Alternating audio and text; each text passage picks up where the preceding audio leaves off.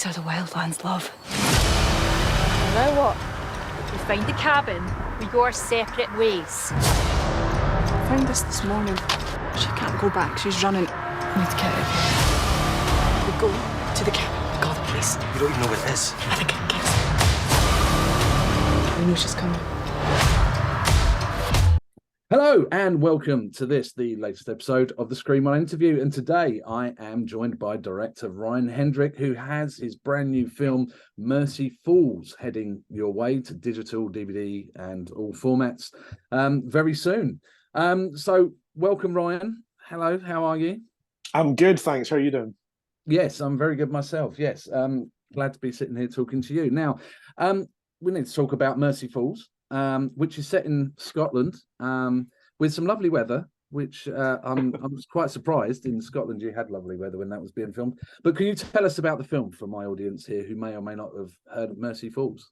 Yeah, sure. So Mercy Falls is a survival horror set in the Scottish Highlands. It's about a group of friends that go off looking for a long-lost cabin and get into a considerable amount of trouble along the way. It's about betrayal, it's about friendships failing, it's about survival, and it's about unexpectedly covering up a murder. So I suppose it's Deliverance meets Shallow Grave. Well, I kind of had it pitched that First Blood meets Shallow First Grave. Blood. Oh, okay, yeah. That comes with up. a touch of the Descent in there towards the end. Nice. But talking about that, were there any particular influences to the film? Or was it kind of you just sort of went with it? Well, all of the above, really. I mean, The Descent's a good one. It's got the group of friends, and it's got that really sort of claustrophobic feel to the whole thing. Little bits of First Blood in there as well, but slightly possibly more hinting towards the Benicio del Toro film, The Hunted. Yeah. As opposed to First Blood. Well, maybe more the book of First Blood rather than the movie. Yeah. But yeah, I love survival films in the wilds. I love The Edge. I love the Grey. Completely not this kind of film at all, but I love Wild. So very much kind of the outdoors is very much part of my approach. It's always a character in the movie somewhere. So it really opened itself up to the scale and sort of the grandness of the piece that I wanted to achieve. I wanted isolation. I wanted them to feel completely lost, and the audience to feel that we're not just in the woods down the bottom of the street. I wanted to make people feel that they were lost, and it's always fun when people come up to me at the end and goes, "I felt cold that entire time."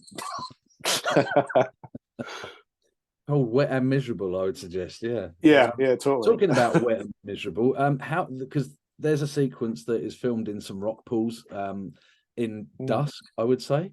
That couldn't have been pleasant for your actors to be jumping in that water, especially with their swimming attire or lack of, as the case may be. Yeah, indeed. It was in March we filmed it, so the water temperature is, what is it? It's meant to be is it 2 months, something like that, behind the current temperature, so that would have been winter temperature for them, and yeah, it was not fun. And you kind of your heart's in your mouth the whole when you're filming these things. Although I'm zipped up and warm and thermals and all that, but you feel terrible for the actors that you're making go through all that, and particularly the scene in the rock pool. One of them was at night, and it was pouring of rain. The whole time we did it as well. So it was not pleasant, but you kind of, you got to do it. So, but again, stressful. If you sign up to it, I suppose you've got to follow through, haven't you, really? So, now, talking about the actors, quite a few of them are in their first sort of few movies. They're not debuts, but they've done a couple here and there. So what was your casting process? Was it you deliberately went for a relatively unknown cast, or was it just the way the cards fell? It was intentional. Partly the cards fell as well because we wrote it and then realized, well, what tends to happen if you're an actor or a filmmaker, you tend to know a lot of people your age and older, not necessarily younger. And I suddenly looked around and went, oh, wait, all my actor pals are in the 30s and older. So that's not going to work. And not that I had anyone in particular in mind, but you kind of usually, when you make an independent film, you make life easy for yourself and you draw from people around, from your own network. And that was not going to be possible on large for this one. So we literally went down the traditional route and hired a casting director and put a shout out. And I mean, we had thousands of submissions. I mean, I didn't see most of them.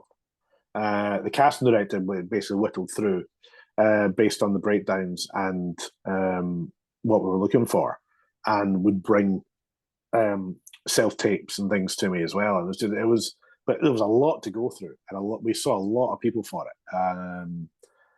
And it was just kind of the good thing was we had a good amount of time to cast it, so we took our time. We were able to kind of get to know people and test them with different people, and because we had Lauren on board quite early on, we were able to kind of test all the actors against her.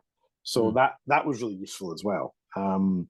But it was a bit out of my comfort zone. A completely new cast of bar one. I think Nicolette was the only one that I'd worked with before. Everyone else was completely new, and most of them had done something. The youngest of the cast, Owen Sweeney, was still at drama school, and I think he was rehearsing for his final show whilst we were doing this. So I think he went off. I think he had a break in filming, went away, did his final show, and then came back to finish filming.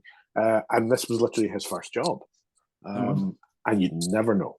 Yeah. It was just this guy's a pro, and so. But it was great to be able to give people their sort of their first experience in a larger role, because I think I remember when I trained as an actor, and one of the things that you find is you tend to, when you're doing your school, your college or your drama school shows, you tend to always get cast in the same kind of parts. Like the same people always get the lead roles, and the same people would always get the character bits. And I was like, that's a bit unfair, because all the people that you're not, when you go out into the big bad world of acting, you're going to get the small bits. And you're kind of you're basically a working actor. You're doing maybe you get a day on Doctors, or you get a couple of days here and there, but you never get a big meaty role. So it was great to be able to kind of give a bunch of new actors, something a bit meaty to do. Yeah, no, it's like I say, they are great. You wouldn't know that some of them were, not that experienced in, big on-screen roles. So we were talking earlier. You said about the actual woods and the rolling hills in Scotland was actually as much a character as the rest of it. What kind of production challenges does that bring? Because some of those shots are not like, you're not sort of just standing on a verge on a nice clear path. It's proper up in the woods and on cliffs and, crevasses and whatnot. Well, it's one of those challenges where, I mean, there was a couple locations we had on this that I wanted to go to, where we had to find somewhere else because access was too difficult. I mean, some of the locations were quite challenging to access. I mean, it's one thing to be able to, you get to the car park and then you hike off for a quarter of a mile and that's fine. But then you've got to get 40 people and all the kit along to the spot you want to film at. So, I mean, the most challenging location was probably the cave, which was along a single track road alongside a loch in the middle of nowhere in a farmer's field, and then about maybe 100 feet up a really steep hill from in the field up to the top where the entrance to the cave is. And so we had to have quad bikes with trailers, we had tractors, and it was like a military operation of getting all this gear in the back on these all-terrain vehicles and up. I think the first day we went there, the all-terrain vehicles couldn't actually get up there because it'd been raining so much, which involved, so just meant we all had to pick up the heavy camera cases and whatnot, and off we go. Which was no, we weren't. No one was massively impressed with that day. So not only were you torturing your actors in cold water late at night in the rain, you're also demolishing your production team by making them hike up big hills and heavy boxes. They're all going to want to work with you very soon, I can tell.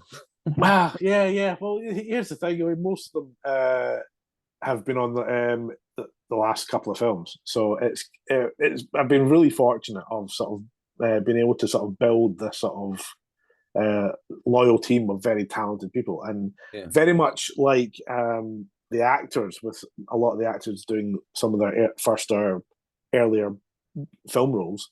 A lot of the crew were not that new to it, but were also being encouraged to step up. So you had, say, you had someone who'd been a camera trainee for a couple of years and was looking to step up into the next role, which is the camera assistant. And it's quite difficult to find those opportunities to step up. So we were quite fortunate and able to kind of encourage people and give people those opportunities as well. Although you've got some very experienced HODs around, like our cinematographer has been a cinematographer for 30 odd years. So yeah, you dot people with experience around, and it just inspires everyone else around them. Yeah. Now, also, the film has quite a unique motivation for a killer in the film, without revealing too much. It's actually, I mean, the film opens with quite a stark scene. You don't waste time. You kind of, go. You're not in for a smooth ride here. You're going to be, yeah. So, which also has leanings later on in the film, and then also the killer has a sort of parallel. I don't want to say motivation, because don't really want to call PTSD a motivation, but where did that come from? Because that's not something someone would necessarily use as a mechanic for a killer. Well, it was really about exploring how someone gets to the point that these characters get to. I think it is fair to say that both lead characters are dealing with some kind of previous trauma.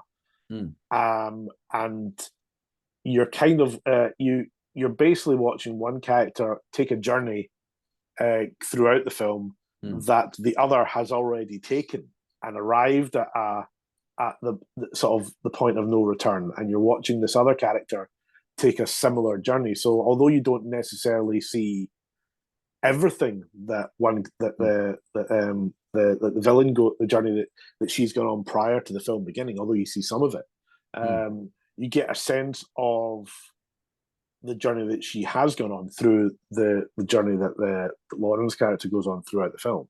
So yeah, there are parallels, although they both have very, very different backgrounds and very different primary experiences that have caused this trauma. Yeah, no, it's very interesting. Like I said, it's very interesting because it's not just your run over the mill. Oh, we're lost in the woods and someone's hacking us to pieces.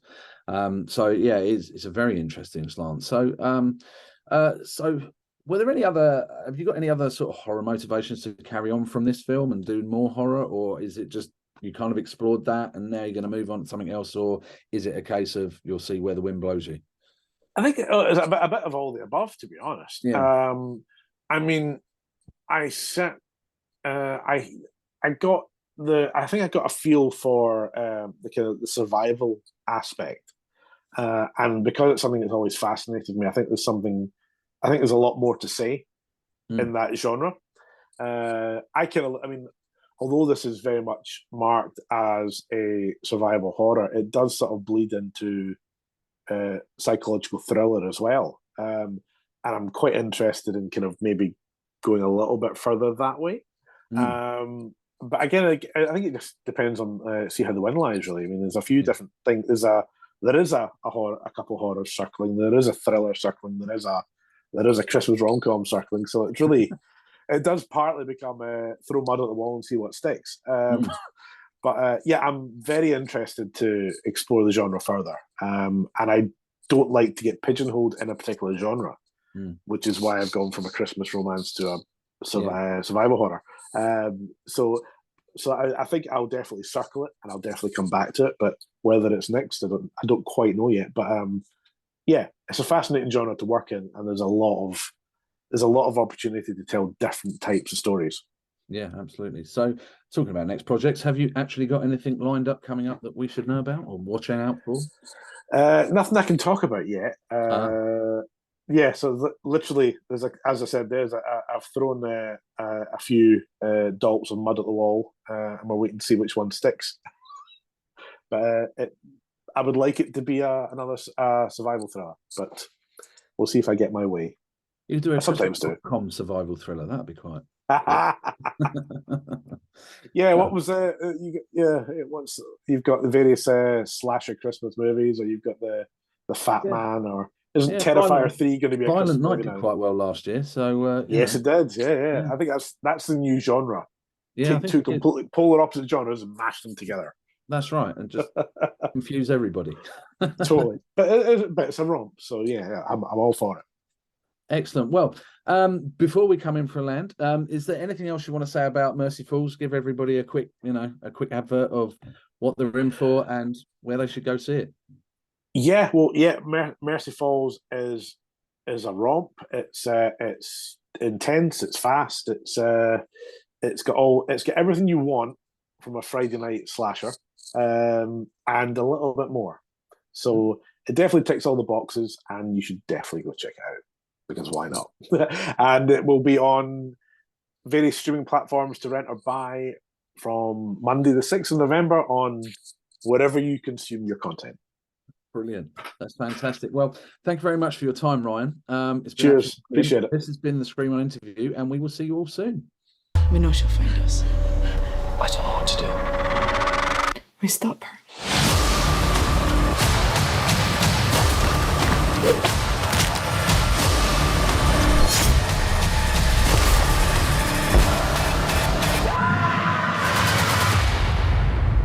I am not dying like the rest of them.